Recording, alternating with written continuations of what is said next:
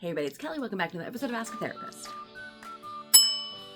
Today I'm going to bring to you 5 people that you should not date when you are first coming out as a member of the LGBTQIA+ community. Listen, y'all, I know for some of us, for many of us, in the US anyway, the world's kind of on fire. And I debated whether or not to do a video about what's happening or to do something lighthearted or to talk to you about kind of where I'm at on things. And honestly, I'm scrolling YouTube and I come across a classically Abby video. And it was titled 5 Women You Should Not Date, addressed obviously to men because those are the only 2 people who can date, right, as women and men. And her 5 were so outrageous and so blood boiling that it just sent me down this rabbit hole of like, what if I were to do one that was, I don't know, maybe slightly more helpful and not quite as heteronormative and judgmental. What if, right? So that's what this video is. So let's set the scene. You have recently discovered, after assuming yourself to be heterosexual for most of your life, you have recently discovered yourself to not be specifically, strictly heterosexual any longer. And you would like to start dating as such. How do you do that as another video? Which, again, I can do. Leave me a comment, let me know. But there are some people that probably are not going to set you up for success your first go round of dating. And so, in no particular order, here are the 5 people that you should probably reconsider dating your first time out of the gate when dating within the LGBTQIA+ community. Number 1, Aladdin. This person is going to promise to show you the world of queerness. They're going to show you the ropes. They're going to explain to you how dating works and how to decipher people's motives. They're going to be your guru, right? They are going to help make you so savvy by the time you're done dating them that you are never going to be able to be taken advantage of. You're never going to be able to not decipher someone else's motives, right? Like, this person promises so much and, to be honest, is going to deliver very little of value for you your first go round in reality. This person's intentions might be great. They might be. Also, this person gets a fairly big ego boost from showing the ropes to someone who's new to the community. There's a lot of different ways to veil the statement of, I know, let me show you.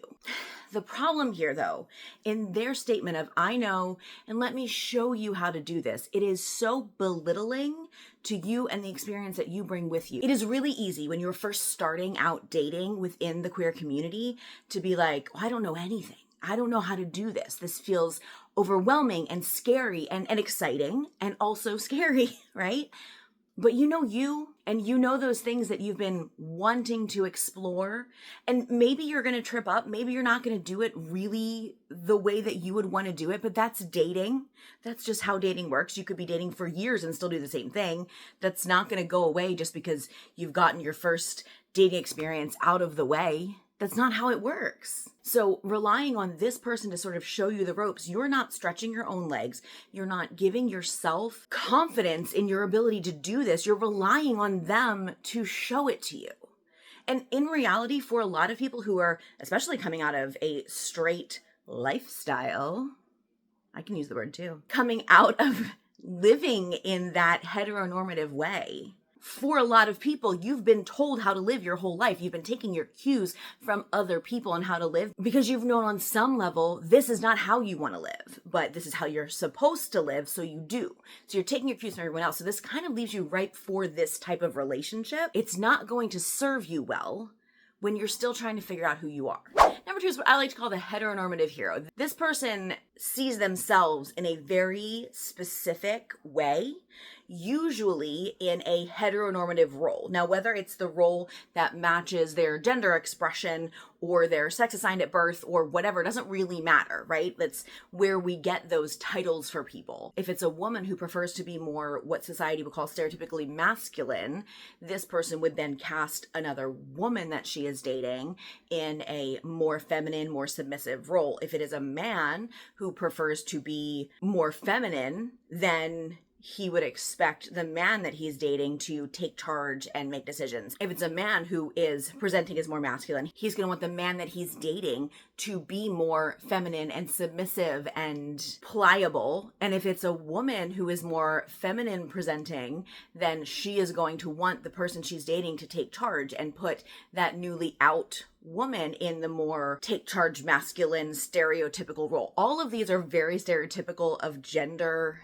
norms and really don't need to be adhered to within the queer community. Now, quick aside, if that's where you're comfortable, if that's who you're comfortable as, like that's who you are, there's nothing wrong with that. The problem is trying to cast someone else in the opposite role because you haven't deconstructed your own heteronormativity and your heterosexism to a point where you understand no one has to take on those roles, that no one has to take on those roles. That doesn't have to exist in a relationship for a relationship to be balanced and fair and fun and lovely and wonderful. Like that doesn't have to happen. Absolutely date someone who is masculine presenting, feminine presenting, androgynous. You can date somebody who presents in any way possible for whatever you're attracted to, and that person is going to allow you still to be who you are. That's fine. What I'm talking about in this heteronormative hero is they are expecting you to then switch yourself, change yourself, fit yourself into the form that they have cast as their partner. And if you do things outside of that, they don't know what to do with that, and they are displeased and will let you know they are displeased about that. All right, number 3, the oversharer. This one's so important. That's kind of why it's in the middle, because I need you to listen to this one. The oversharer is going to make you feel so heard, seen, connected. They're going to want to know your deepest, darkest secrets. They're going to want to show you their deepest, darkest secrets, and you are going to feel inextricably linked from the beginning. And dating within the queer community, when you have lived a relatively heteronormative life, your whole life prior to that dating within the community is already a very heady experience. You're already going to be in this place where you feel connected so fast to the people that you're dating. And when you feel connected that fast to the people you're dating, often we find ourselves skipping steps in the relationship because we have this false sense of intimacy, because you're connected on a level that you never connected with past relationships. Largely because you weren't all in on those relationships, because you were holding part of you back because they weren't reflective of what you were looking for in a partner. Okay, there's so many different reasons that this happens. I have entire videos on this. I can do an updated one if you'd like. This is a very, very, very important thing for us within the community to be understanding, to be on the lookout for our friends, to be on the lookout for ourselves. This is very important. But it's so easy to get connected so fast that you're skipping really important steps in a relationship. So sooner or later, you're going to find yourself very, very invested in a relationship with someone you've known for a very short amount of time. And I understand that there's that trope out there about the U-Haul lesbian and blah, blah, blah, but so many people in the queer community do this because we've spent so much time outside of this community with people who didn't see us or who we couldn't let see us completely because of the very real danger so many of us were in those circles. So when you're allowed to let someone see you completely, you want them to see everything. So you meet someone who is oversharing and has no boundaries and is wanting to meet you on that level immediately. And it is intense and it is awesome at first. And it goes so destructive so quickly because you skip steps. You didn't get to know each other on an authentic level. It's false intimacy. You need to be aware of it, because it can happen so quickly. Okay, number 4, the label and experience master. This one annoys the crap out of me. This person is very hung up on labels and how much experience you have. And if you've ever watched a video of mine, especially a video that talks about bisexuality, you will know how much this person annoys me. Because your identity is not contingent on the amount of experience you have in that area. I'm using air quotes a lot in this video. I apologize, but also I'm going to keep doing it. So you don't have to have experience to know what you like.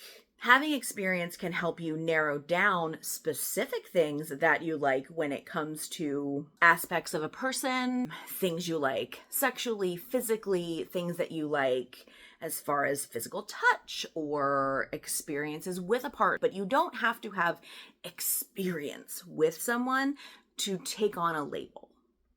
And this person is very, very concerned with How much have you done with a member of the same sex? Say, if you are someone who has lived most of your life as a straight person and are now coming out as gay. Like, how much time have you spent doing gay things? Usually they mean sexually, by the way. I don't know if I've conveyed that really well so far, but they mean it sexually. It's not necessary for that to happen.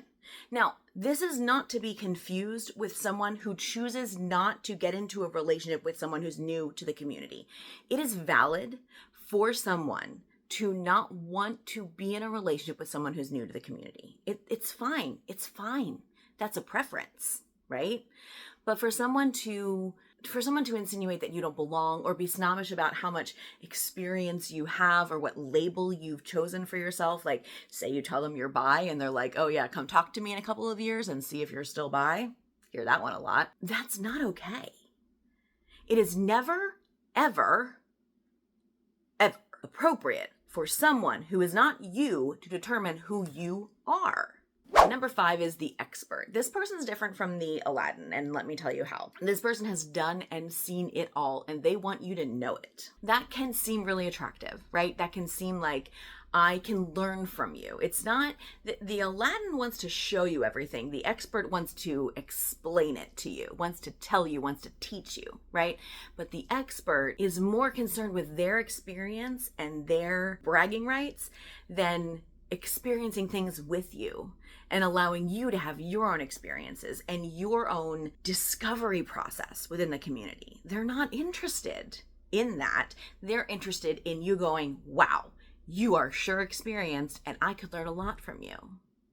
Having a teacher as your first relationship can sound intriguing and helpful, and I understand that, but think about that dynamic. Think about entering into a relationship where the dynamic is teacher-student. Like, there's a reason that even on a college level, age aside, that is inappropriate.